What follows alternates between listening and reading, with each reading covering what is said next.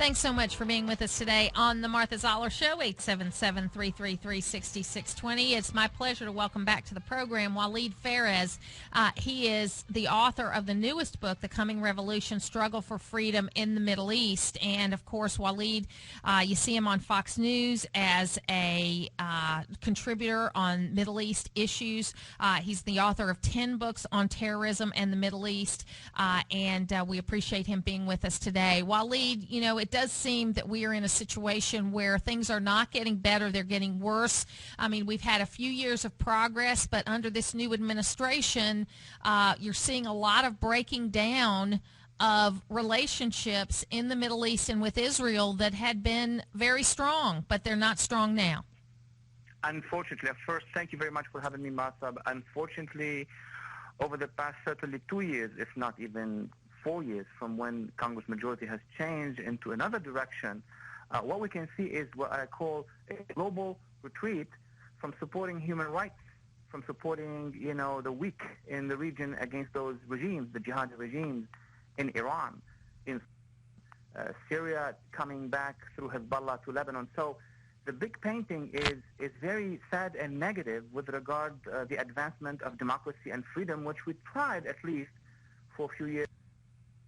And at this point in time, the general direction is going into, you know, against the will of the people. But the good news, the little good news, is that despite all that retreat, in a variety of spots in the Middle East, there are still voices telling us, we are there, we're going to be struggling.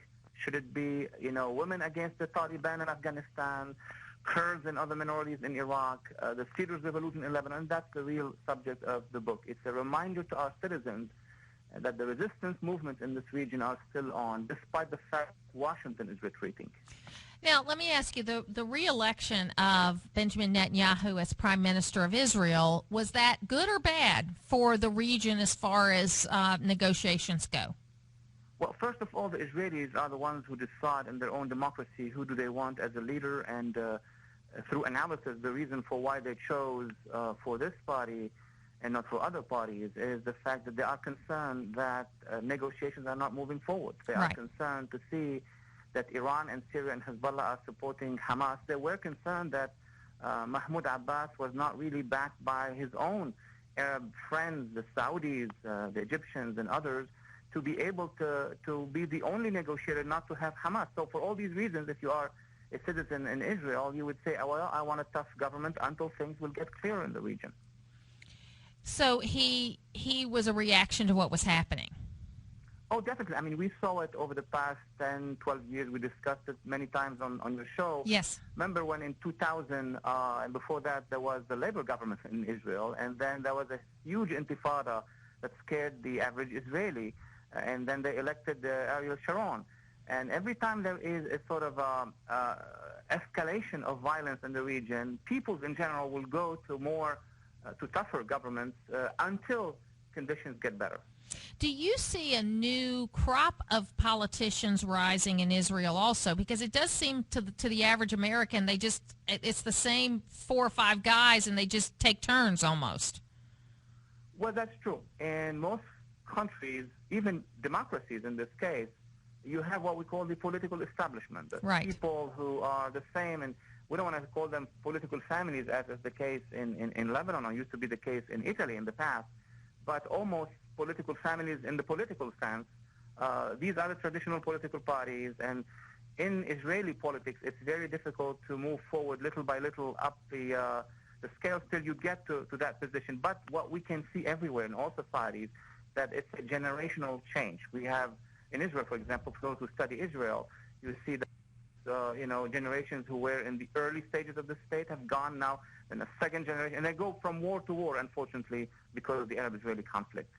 So you mentioned women and the Taliban, and really the thing I don't get about the liberals in this country and around the world, quite frankly, in free countries, is that the one thing you should know above everything else that is in these very tight regimes, these Islamic fundamentalist regimes, the rights of women are nowhere near what they are in most Western countries.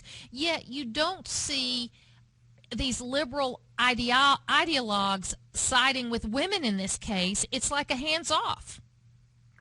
At one point in time, I don't know if these people are still even liberal, because a classical liberal of the 19th century or the early 20th century would by nature and by instinct side with the weaker, and the women's segment of these societies are the weakest. I call it in my book gender apartheid. There's an apartheid against women, not just in the Taliban, under the Taliban regime, which is the most extreme, but in Iran, in Saudi Arabia.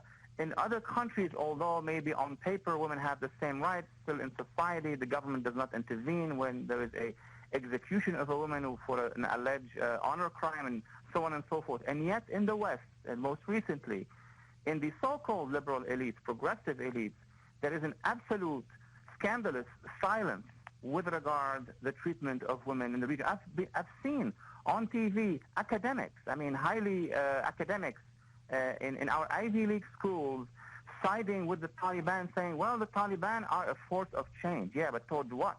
Towards the Middle Ages. And that's right. really the scandal where we're in right now. The intellectuals in the West, who should have been on the first ranks, actually, in calling for intervention, they should have been the ones to say, well, America, you have an international humanitarian obligation. They are catering to whom? Oil-producing regimes. And Martha, you asked the question, why? Because the oil-producing regimes are funding Middle Eastern studies, are funding Islamic studies in this country. So I don't know at what point we're going to call them really apologists for the oil-producing regime. Now, how important is it, and I know you focus on Middle East policy, but how important is it for the United States to become energy independent so that we can deal with these issues in a different way? Absolutely crucial, vital.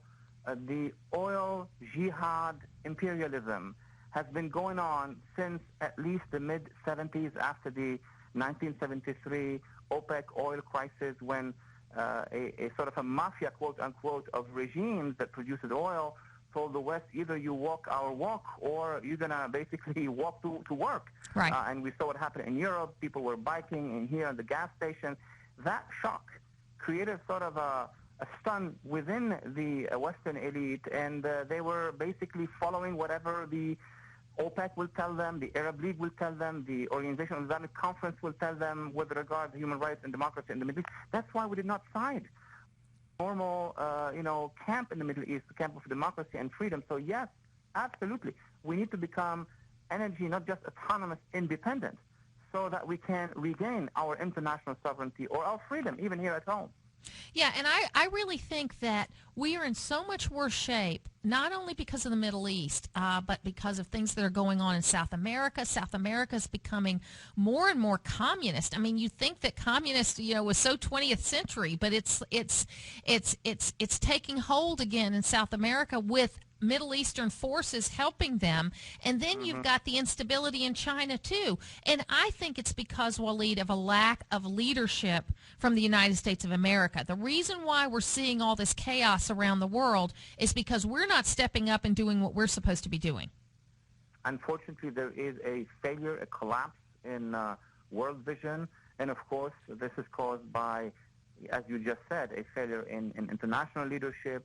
And you were quite right when you said that what we call the neo-communists in Latin America are re-emerging in alliance with now the oil-producing neo-communist regime, populist regime of Venezuela, of Hugo Chavez, who is in a strategic alliance with the other bad guys on the globe. That is the Iranian regime. Pasdaran are coming and training in Venezuela to also speak Spanish. Hezbollah now is in Venezuela, is in a tri-border area. We are very concerned, members of Congress are concerned that Hezbollah is also present on the Mexican side of our southern borders. So between, 2006 and today, we see a major crumbling, specifically in terms of foreign policy since 2008. And you know what?